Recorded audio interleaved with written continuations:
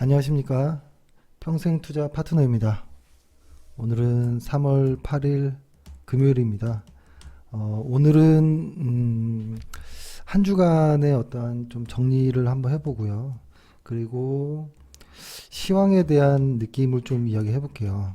분명히 시황은 빠지고 있는 모습인데 그럼에도 뭔가 조금 어색하다 뭐 이런 느낌들이거든요. 좀 이야기를 해보고 그것을 뭐 S&P 500이나 코스피 지수나 이런 걸 좀 보면서 수급과 함께 좀 짧게 이야기를 해보고 그 다음에 최근에 이상한 내용들이 좀 많이 나오는데요. 유튜브나 이런 데에서 그것에 대한 것도 한번 이따가 한번 기회 되면 말씀드려 보겠습니다.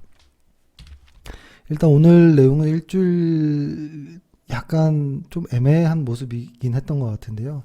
주간 단위로 보면 코스피와 코스피와 코스닥이 조금 느낌이 다르긴 했지만 그래도 일정 부분의 방향성은 뭐 비슷한 것 같았지만 그래도 하락의 강도는 코스피가 훨씬 좀 강했던 것 같습니다.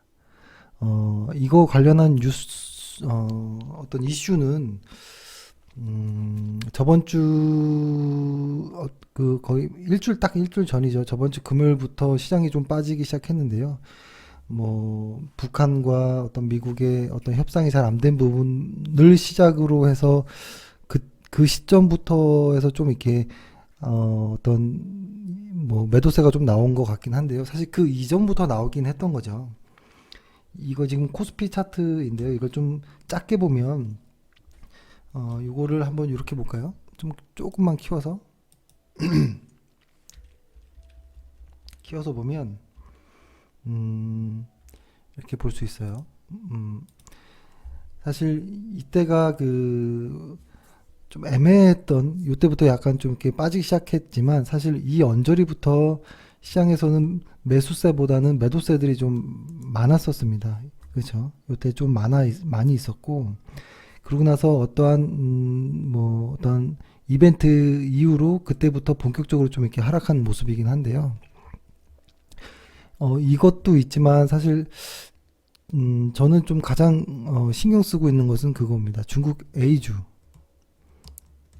그 A주가 MSCI EM 지수의 편입 비중이 이제 늘어나게 되는 것. 이것이 이제 가장 큰 고민일 텐데 아직 기간은 있습니다. 아직 남아 있는 기간이 있는데요. 어, 사실 시장에서는 어떤 이야기들이 나왔냐면 아, 과거의 자료들을 좀 보니 이런 거죠. 지금 현재라고 하면 어느 정도 일정 시간이 지나서 이날의 편입 비중을 늘린다. 이날부터 이렇게 좀 뭐 이렇게 조금 시간을 두면서 늘린다라고 하면 이 기다리는 이 시간대는 오히려 주가가 좀 상승하지 않았냐. 이런 이야기들이 좀 많이 나왔거든요. 그래서 음, 요런 이야기들이 일단 시장에서 좀 많이 나왔지만 또 이렇게도 생각해 볼 수 있습니다. 아, 분명히 요때는 패시브 자금들이 아주 규칙적이고 정직하게 따박따박따박 주식을 던질 거기 때문에 시장은 이 하반기부터는 분명히 이렇게 하락할 게 뻔하면 미리 좀 팔아둬야 되나? 뭐 이런 이야기들도 있었거든요. 그래서 이 중국 A주의 이 이야기는 수급에 관련된 이야기이기 때문에 이거는 보통 이런 얘기를 하죠. 수급은 가깝고 실적은 멀다. 이런 얘기를 하잖아요. 그러니까 어떤 회사가 좋은 실적을 이렇게 착 앞으로 나올 거야라고 해도 수급이 막 매도세가 많으면 못 올라가거든요. 나중에 주가가 나중에 올라가는 한이 있더라도 그러니까 확실히 주가에는 수급이 더 강하게 이렇게 좀 느껴집니다. 그래서 이 중국 관련한 이야기는 수급에 민감한 이야기이기 때문에 매우 좀 유의하면서 봐야 되고요. 그리고 요 이야기는 뭐냐면 요 이야기의 이제 주된 내용은 이런 거죠. 그 MSCI 신흥국 지수 안에서 한국의 어떠한 그 비중이 줄고 중국 주식 비중이 좀 이렇게 늘 수 있다라는 이런 내용이잖아요. 근데 그렇게 되면 보통 외국인들 같은 경우에는 예전에도 그랬지만 대형주들을 좀 많이 팔았습니다. 근데 올해 이만큼 올렸던 게 보통 대형주고 반도체주고 그랬잖아요. 그쵸? 그래서 그런지 몰라도 요쪽 애들의 물량이 최근에 많이 매물로 나왔고 그 물량으로 바이오 쪽에서 좀 이렇게 매수가 이루어진 게 좀 보였습니다. 근데 이것이 계속 이런 패턴으로 갈지는 판단하기는 어렵지만 아무튼 이 중국 관련한 주식에 대한 그 비중 늘리는 것에 대한 것은 조금 확실히 신경 쓰이는 부분입니다. 그래서 확실히 조심해야 된다라는 생각은 하고 있고요. 요게 만약에 이렇게 되면 그러니까 이런 것이죠. 가뜩이나 한참을 눌려왔던 지수가 한 번 들어 올렸고 계속 좀 이렇게 앞으로 이어졌으면 좋겠는데 그래야지만 그랬으면 좋겠는데 뭐 이렇게 보면은 좀 길게 보면 계속 하락하고 있던 주식이 이제 조금 한 번 들었는데 이게 여기 이렇게 고점들을 돌파하면서 올라가려면 좋은 뉴스만 나와도 쉽지 않은데 수급에 관련한 이슈가 나오다 보면 애매해질 수 있다는 거죠. 그 말은 뭐냐면 시장이 일정 구간 뭐 이런 안에서 박스권을 이어가지 않을까라는 생각이죠. 그래서 그냥 아주 그냥 이렇게 대충 그면 안 되고요. 한 뭐 이 정도 혹은 뭐 요 정도까지도 괜찮네요. 요렇게가 박스권이라고 좀 보면 일단은 여기는 극복한 것 같긴 하거든요. 이 바닥권은. 근데 지금 요렇게 보이는 거죠. 여기를 그어보면 지금은 저는 일단 요 밑에 바닥권의 박스권은 극복했다라고 보여지는데 지금 올라갔다가 다시 내려왔거든요. 그러면은 이 박스권을 지킬지에 대한 고민이 필요할 것 같고요. 아주 어떤 좋은 뉴스가 나오면 여기까지도 넘볼 수 있겠지만 일단은 요 구간에 대한 것, 이 구간에 대해서 좀 고민해 볼 필요가 있다고 봐요. 이 구간. 요 구간을 다시 확대해 보면 이런 거죠.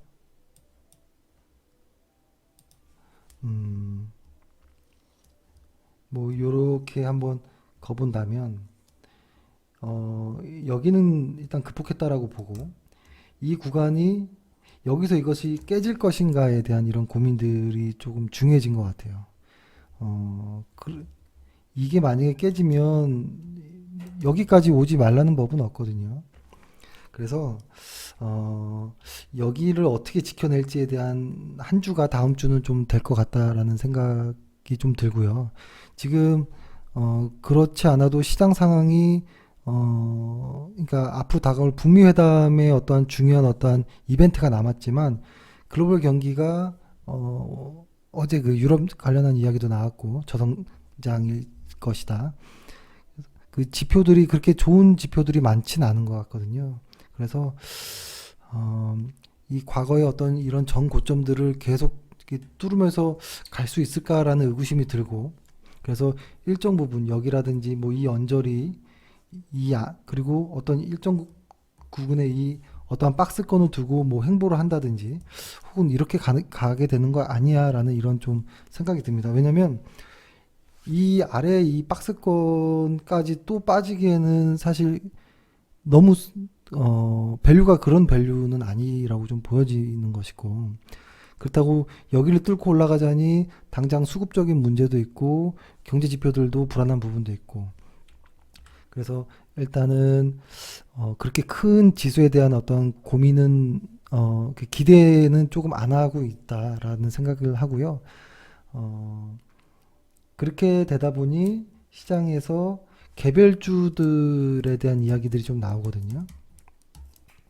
그러니까 제가 오늘 제일 황당했던 오늘 그 유튜브를 이제 펴서 주식 관련한 걸 이렇게 딱 검색해가지고 제목들을 이렇게 쭉 내려가면서 보니까 제일 눈에 띄는 제목들이 있었어요. 이런 겁니다.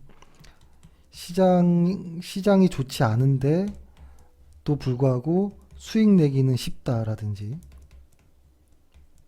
그리고 하락장에서 뭐 수익 내기 뭐 이런 거 있었고, 그 다음에 또 하락장에서 뭐 수익을 내는 법, 그리고 10배 오를 주식 뭐 추천, 그리고 또 어떤 거는 또 이런 것도 있었어요. 월 1,000만 원씩 쉽게 버는 방법을 뭐 비법을 공개 뭐 이런 말이 있는데요.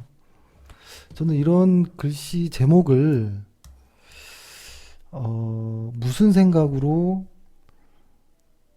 어떤 양심으로 이런 제목을 유튜브 제목에다 걸 수 있을까? 그 사람들의 입장에서 아무리 감정이입을 해도 도저히 상상이 되지 않아요. 이런 게 있을 수 있나요? 이렇게 이런 제목으로 낚시를 해서 들어와서 나의 동영상을 봤으면 좋겠나 싶어요. 그래서 저는 이런 것들은 이제 개인 투자자들이 다 안다라는 생각을 하고요. 이러한 낚시성 제목들에 속지 않으셨으면 좋겠고요. 어떻게 월 1,000만 원씩 쉽게 돈을 버는 방법이 어디 있습니까? 이런 게. 돈을 어떻게 쉽게 법니까? 그건 말이 안 되고요.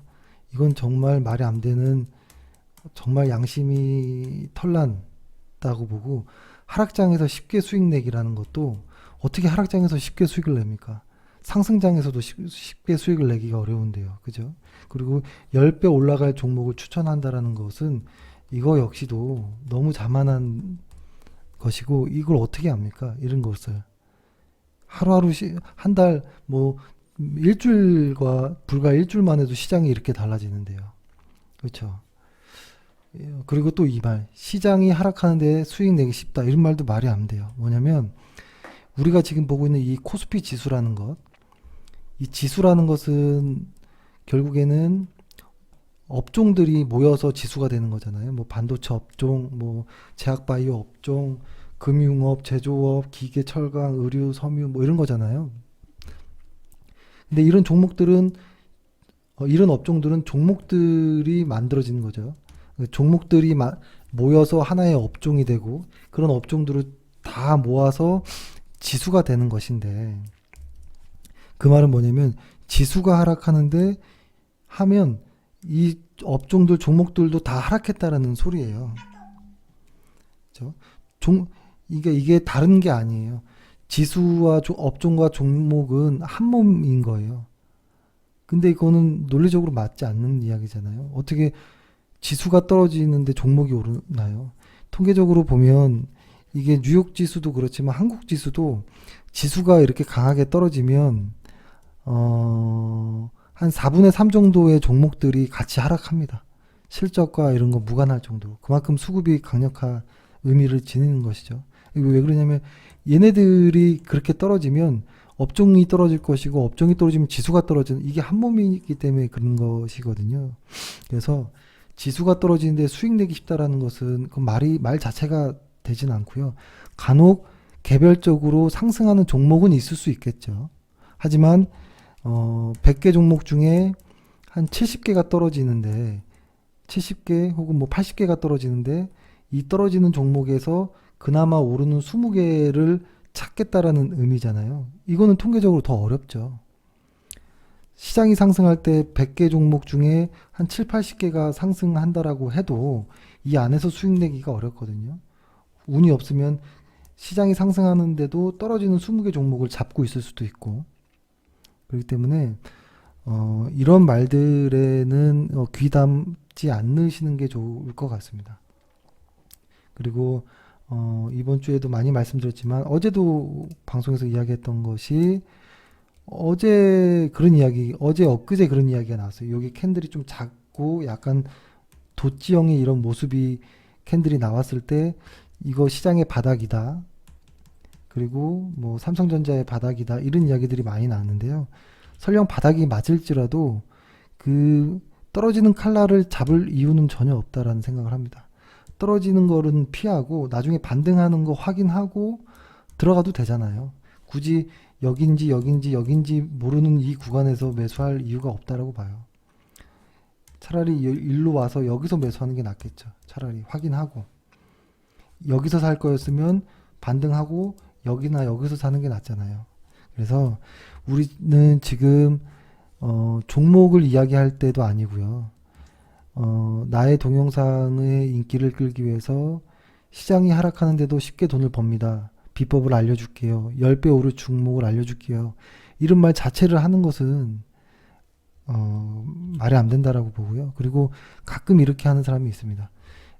이렇게 시장이 상승하고 내가 보기에 이 언저리에서 반등할 것 같은데요 라고 했는데 진짜로 반등하면 마치 굉장한 것을 미래를 미리 봤던 사람처럼 이거 봤죠? 확실하죠? 뭐 이렇게 얘기하는데요.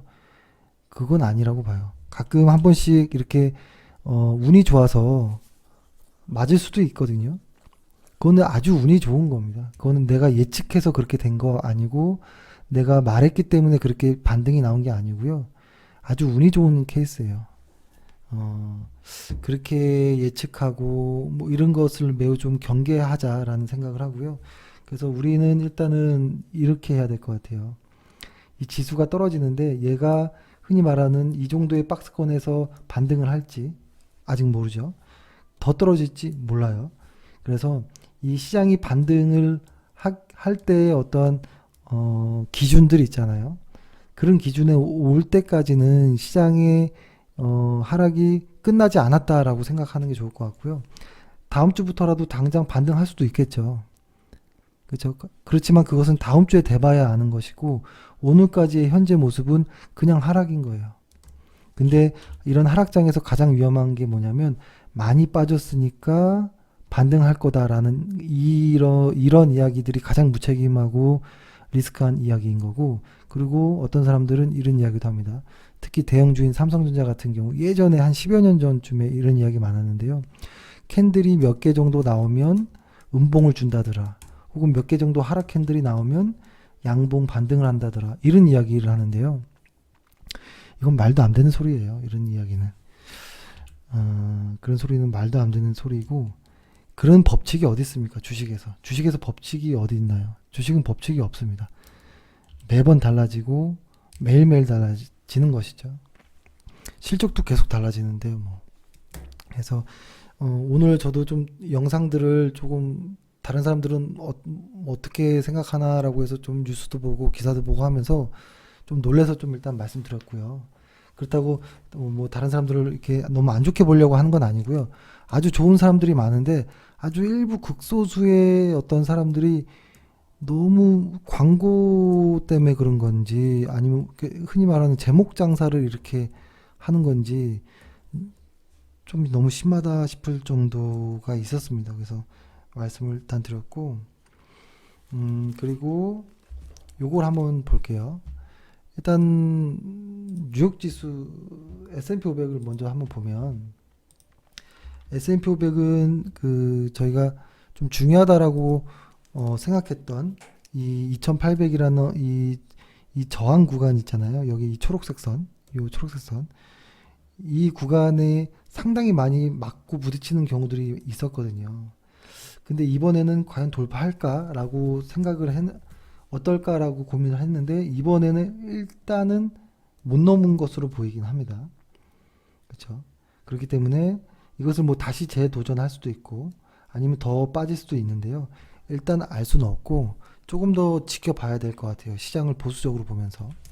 그리고 코스피를 보면 코스피도 기분 나쁜 모습이긴 마찬가지예요. 그때 많이 말씀드렸던 내용이 뭐가 있었냐면 이렇게 그냥 하나의 가상의 어떠한 선을 거가지고 이야기를 드렸는데요. 일단 이렇게 한번 봐보세요. 시장이 하락할 때는 이렇게 제가 이거는 너무 많이 그렸던 상승할 때는 이렇게 상승하는데요. 하락할 때 하락에서 상승으로 전환할 때는 올라주고 빠지더라도 여기를 깨는 게 아니고 이렇게 올라가죠. 이렇게. 그렇죠? 저점과 고점들을 계속 낮췄다면 상승할 때는 고점과 저점들이 계속 높아지는 이런 과정을 겪잖아요. 그러니까 지금이 딱 그런 찰나예요. 이렇게 하락하고 있던 주식이 여기서부터 시작을 해서 한 번 올라갔어요. 근데 이번에 빠졌죠. 여기서 더 상승이 이어지려면 뭐 이렇게 가야겠죠. 이렇게. 그래서 여기에 대한 이 변곡점을 기다리는 것이 지금은 좋을 것 같고, 그리고 혹시라도 이런 데까지 빠진다면 매우 시장은 무서운 상황이 다시 오는 것일 텐데요. 과거처럼 이렇게 빠지긴 쉽진 않을 텐데라는 생각은 일단 합니다. 그래서 일단은 이 언저리 중간에서 시장의 반등을 좀 기다려 보자. 하지만 그렇게 급할 필요는 없다라는 것이고, 지금은 어떤 개별 종목들을 막 매수하고 매도하는 그런 구간은 아닙니다. 저희가 좀 오래 전부터 이야기를 드렸던 것 같긴 한데, 이 언저리부터 좀 이야기를 했던 것 같은데 정확히 기억은 안 나는데요. 이 언저리부터 주의라는 이야기를 하면서 신용이라든지 뭐 나의 포트폴리오를 좀 관리하고 이런 구간이어야 되지 않느냐라는 이야기를 했는데요. 근데 이때 만약에 매도가 안 됐다라고 하면 조금 애매한 부분들이 있을 것 같긴 해요. 많이 힘들 것 같긴 합니다. 그래서 일단 다음 주에는 뭐 요 언저리 정도 아니면 요렇게 요 언저리 정도에서 시장이 지키는지에 대한 것이 최대 관전 포인트로 일단은 보여집니다. 그리고 수급을 누적으로 1월 달부터 현재까지 보면 이 빨간색 선이 외국인인데요. 이렇게 왔다가 약간 꺾이는 듯한 느낌이 나와요. 그러니까 보통 수급도 차트처럼 상승할 때는 수급도 계속 이렇게 계단식으로 이렇게 올라갑니다. 근데 하락할 때는 수급도 같이 계단식으로 이렇게 빠지거든요. 근데 혹시 그런 모습은 아닌지. 그래서 요때 이 당시 때 수급의 모습이 요 당시 때거든요. 그러니까 이 수급이 이렇게 갔다가 이렇게 빠지는 요 구간이 지수에서 보면 요 구간이었어요. 요 구간. 이 구간이었거든요. 그래서 일단은 시장은 매우 좋지 않은 상황이고, 간혹 그러니까 저를 포함해서 그 누구라도 다음 주에는 시장이 좋을 겁니다. 다음 주에는 기대해 보시죠. 이러한 무조건적인 희망적인 이야기들은 그냥 믿지 마시고, 지수를 기준으로 보세요. 이 지수가 돌아나가지 않으면 시장은 좋지 않다라고 판단하는 게 좋아요. 그래서, 내 종목이 왜 이렇게 빠지지라고 의미를 잘 모를 때는 지수를 기준으로 조금 자세히 보셨으면 좋을 것 같습니다. 그리고 최근에 일부 오르는 이런 종목들은 분명히 있지만 많이 하락하는 이 과정 안에서 일부 튀어오르는 주식을 딱 추격해서 매수하기도 지금은 위험한 자리로 좀 보이거든요. 그리고 요거를 말씀 안 드렸는데요. S&P 500 같은 경우에는 요랬어요. 상승이 좀 어색했었거든요. 이렇게 이렇게 보면 이게 뭐 이렇게 가는 것도 아니고 그냥 거의 일자로 거의 이렇게 딱 뻗어 있었거든요. 이러한 주식은 많지 않아요. 이렇게 가는 경우는 매우 어색한 모습이었고, 그런데 최근에 이렇게 흐르는 모습도 거래량이나든지 뭐 이런 부분을 보면 아직까지도 어색해요. 그렇게 하락처럼 느껴지지가 않을 정도로. 하지만 하락을 하고 있지만 뭔가 수급과 차트는 조금 애매한 이런 모습이거든요. 그래서 지금은 뭔가 다 부자연스러운 모습이에요. 뉴욕 증시는. 그래서 조금 조심할 필요가 있겠다라는 생각을 하고요. 아무튼 그렇습니다. 그래서 다음 주에는 매우 시장에서 이렇게 막 내려가는 과정에 살짝 반등이 나오더라도 이것이 진짜 반등인지 아닌지는 지수의 거래량과 같이 함께 보시면서 시장의 기준을 좀 잡고 시장으로 기준을 좀 잡고 1등으로 매매할 필요는 없습니다. 조금 더 느긋하게 안전하게 매매하시길 좀 권하겠고, 시장은 계속 상승하거나 이러진 않고요. 그렇다고 또 계속 하락하는 것도 없습니다. 그렇기 때문에 무조건적인 희망 혹은 그런 것도 위험하고요. 무조건적인 어떤 공포감 이런 것도 좋지 않다고 봐요. 그래서 이럴 때는 머리가 복잡해지고 하거든요. 최근에 뉴스도 되게 많이 섞여 있고 엉망이고 그렇거든요. 어떤 컨셉이 없고. 그래서 이럴 때는 뉴스라든지 저 같은 어떠한 방송에서 이렇게 말을 하는 사람들의 오히려 내용을 듣지 말고 다 꺼버리고 지수 하나만 보세요. 우리 지수 하나만 보고 이 지수가 반등하는지 안 하는지만 보는 게 가장 정확할 것이라는 생각을 합니다. 저 역시도 일단은 지수를 기준으로 많이 볼 것이고 수급과 지수를 가장 많이 볼 것이고요. 최근에 그리고 수급 실적들이 조금씩 변동되는 경우들이 있어서 실적을 중심으로 좀 이렇게 좀 주의 깊게 보는 그런 다음 주가 될 것 같습니다. 네, 한 주 고생 많으셨고 다음 주에 뵙겠습니다. 감사합니다.